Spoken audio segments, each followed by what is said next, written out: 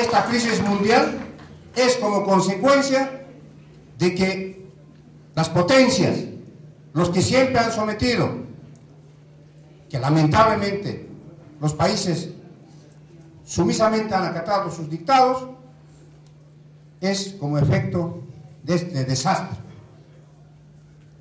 que lamentablemente estamos sufriendo. Pero en Bolivia estamos hablando con resultados. Les voy a dar dos ejemplos. Antes de que asuma Evo Morales, teníamos un colchón financiero, reservas internacionales de 1.500 millones. Ahora, en la actualidad, después de las medidas de nacionalización de los hidrocarburos en favor del pueblo boliviano, contamos con 8.000 millones de dólares. Muchas veces se ha comentado que las inversiones extranjeras se iban a ir. No, señores, nadie se ha ido. Compañeras y compañeros, compañero secretario general,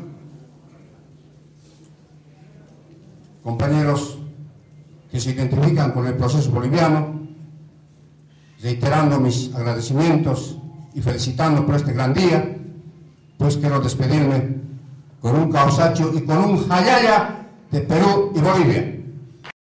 Mal hacemos en judicializar la propuesta sindical, en penalizarla, en desacreditar a los sindicatos por el hecho de que protestan o en desacreditar a sus líderes. Esto además es una violación al convenio 87 de la libertad sindical. Es un derecho constitucional el poder manifestarse. Es un derecho fundamental de manifestarse pacífica y democráticamente, pero desvirtuar la acción sindical o satanizar la acción de los sindicatos por el hecho de que se manifiestan no es una conducta democrática y no es una sana política de gobernabilidad en nuestros países. En el fondo, el mensaje de la OIT, que es el mensaje de propiciar el Estado de Derecho, el de profundizar la democracia, el de que se promuevan los derechos del trabajo, fundamentalmente, queda sin sentido todas esas palabras, y precisamente ¿a quién le va a tocar nuevamente recuperar el sentido profundo de esas palabras? Al pueblo. ¿Y quién dentro del pueblo mejor en el mundo del trabajo que las propias organizaciones sindicales? Nadie lo va a hacer. Por eso todos esos trabajadores y trabajadoras que no tienen quien los represente, que no encuentren una organización que colectivamente haga las gestiones para defender sus intereses, se encuentran huérfanos y además son también fácilmente manejables y manipulables para otras actividades más ligadas a las fuerzas antidemocráticas o las prácticas antidemocráticas que para las democráticas.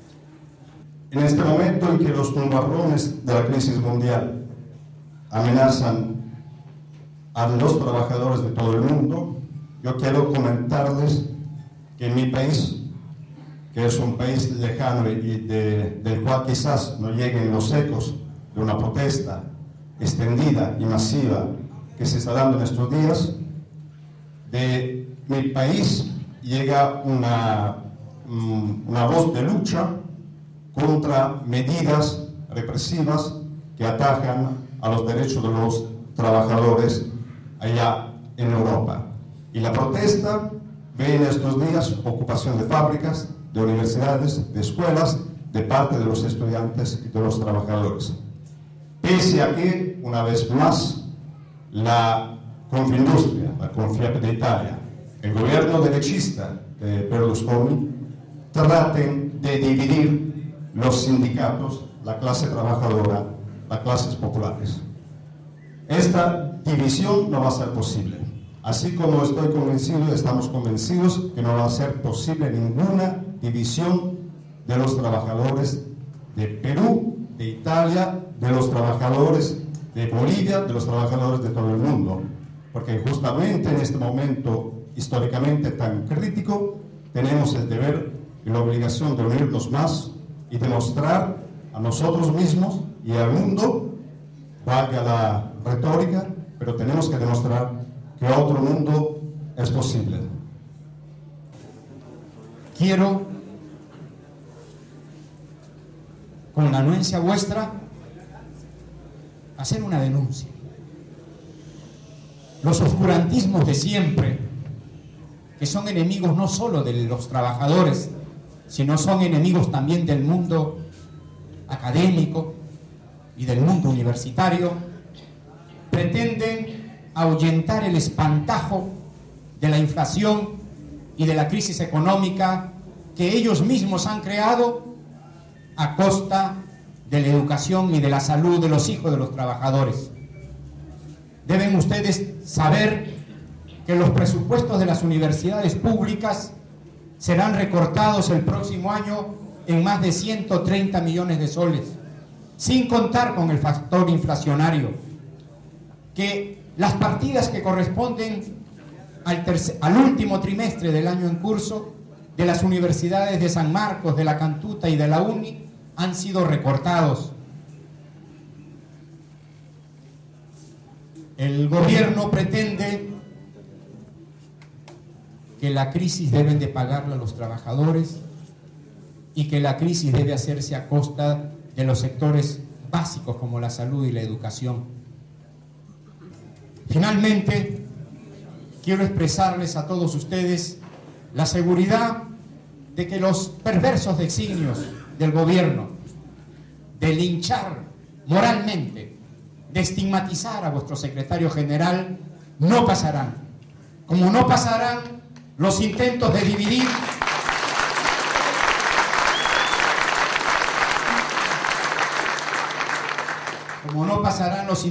dividir al más combativo, al más firme y al más importante sostén del movimiento de los trabajadores del Perú, la Federación de Trabajadores en Construcción Civil. ¡Viva vuestro aniversario! Cuando demandamos honestidad, democracia económica y justicia para todos, y se nos responde con soberbia, represión y leyes draconianas, tenemos que seguir luchando y construyendo unidad para lograr que eso cambie. En ese sentido, la Coordinadora Político-Social viene trabajando por la unidad más amplia de todos los que luchan. El Estado, el sábado pasado, en este mismo auditorio, elegimos el Comité Ejecutivo encargado de preparar la Asamblea Nacional Popular que instalaremos ya no el 4 de noviembre, como nos habíamos propuesto, sino el 8 de noviembre, por ser una fecha más propicia para garantizar la asistencia de los distintos representantes de las organizaciones políticas y sociales. En los últimos días, el nuevo presidente del Consejo de Ministros, doctor Jude Simons, nos ha hablado de diálogo. No nos rehusamos a ellos. Los trabajadores siempre han buscado dialogar para encontrar soluciones a los problemas. Pero cuando el diálogo se torna estéril, infructífero y se convierte en un ardid para desactivar las luchas sociales, hemos expresado también con firmeza que no estamos de acuerdo. En esta oportunidad esperamos soluciones efectivas y no más engaño y distracción para los trabajadores. Compañeros, muchos éxitos en sus luchas y un feliz día de los trabajadores de la construcción. Muchas gracias.